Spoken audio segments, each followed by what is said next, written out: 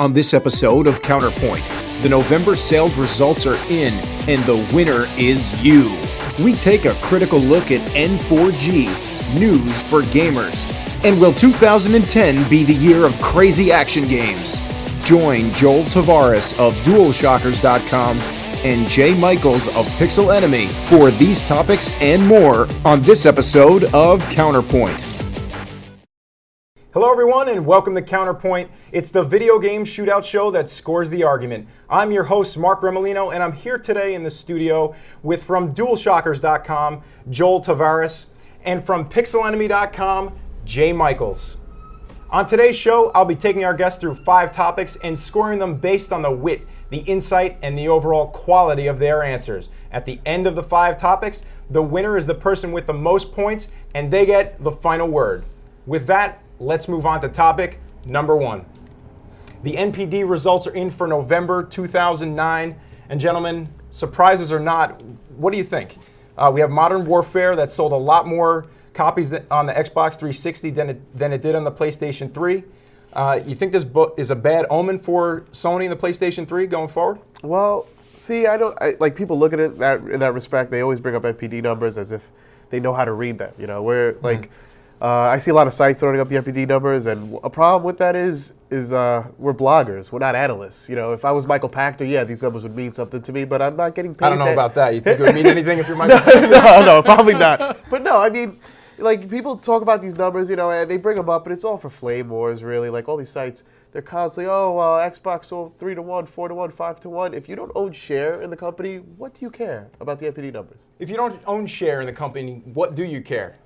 I don't know. No, he makes up a good point. I mean, like, it doesn't matter how many consoles are sold or how many units of software are sold or anything like that. I mean, you look at movies and music and everything else. Like, if something's popular, it's going to sell a lot. It doesn't mean it's good, right? So, I mean, look at the Wii. The Wii constantly outsells everything else, and everybody kind of just brushes it aside. Nobody cares about it, and they're like, oh yeah, whatever, because they know it's doesn't mean anything. So that's a pretty good point in itself, in that you see most of the flame wars go on between Xbox 360 and PlayStation 3 fanboys. So let's say the HD systems. Right. But the Wii and Nintendo's DS is by far outselling everyone else. Right. So why don't we talk about that? I guess it's like beating a dead horse. It's like you know it's going to sell. You know, it's like, well, for 2 Christmases in a row from 06, 07, it was, you couldn't find it in the stores. You know, last year they sold 2 million units in the month of November. This year they're down to 1 million units. If anything, if I'm going to take those NPD numbers and think about what's going on with Nintendo, what's going on with all these companies, I'd say that the whole industry is in a lot of trouble. I mean, if you're going to look at NPD numbers in that respect, if you're going to be an analyst, like everything's did really bad. You know, video games, the whole industry, it was untouchable throughout this whole economic this crisis that we're in right now. You know, so for the first time, the video games industry is showing that it's also human. It's not untouchable. Yeah, but to me, like NPD numbers really shouldn't count because in every other industry, you're getting actual numbers of data from all across the board. NPD numbers don't include Amazon.com sales and they don't include Walmart sales, and those are 2 huge distributors of games and of consoles that we don't even know how many are being sold. Plus, with the online space and games and everything else, I mean, I don't know how many copies of whatever released on PSN and Xbox Live were sold on there. That's too. a good point. We're not seeing those results in the NPD numbers. And Jay, you're right in that the NPD group is just one private company that does this as a business. So they're going to come up with their own numbers. If there were another company that was of the same size, they could, in essence, come up with different numbers. Right. I mean, I would say the big difference for Microsoft, if we go back to that, with what happened with Modern Warfare 2, with Microsoft and Sony, you know, it's a 3-1 or a 4-1, however you want to see it. But the whole thing is, Microsoft had the Modern Warfare 2 bundle. I mean, I don't have any moles in Best Buy, but like I have friends that work there, you know, and they were like, you know, they're telling me that on Black Friday, it wasn't even on sale, and people were just snatching up the Modern Warfare bundle. Right.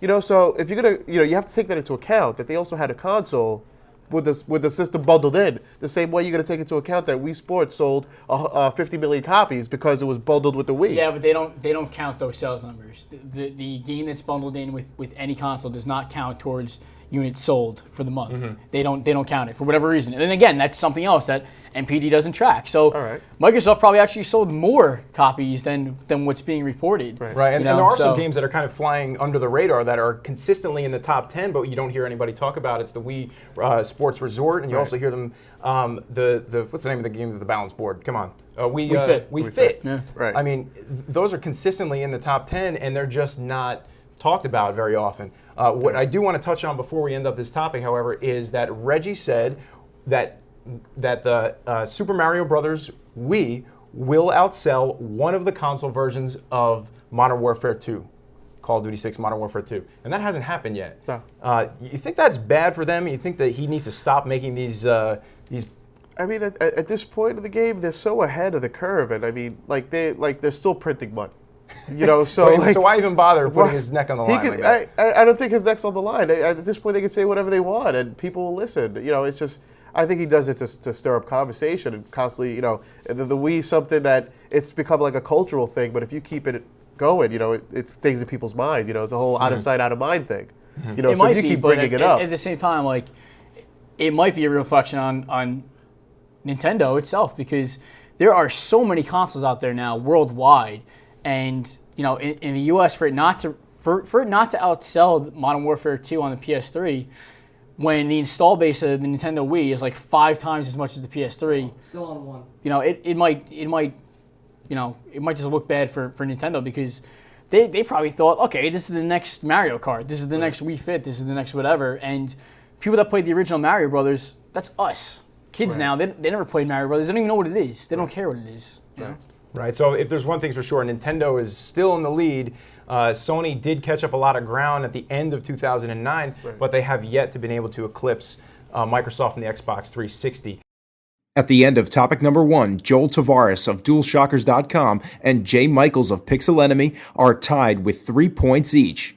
Stay tuned to pixelenemy.com for topic number 2, The Hype Machine Runs Hot, and the rest of episode 6 of Counterpoint.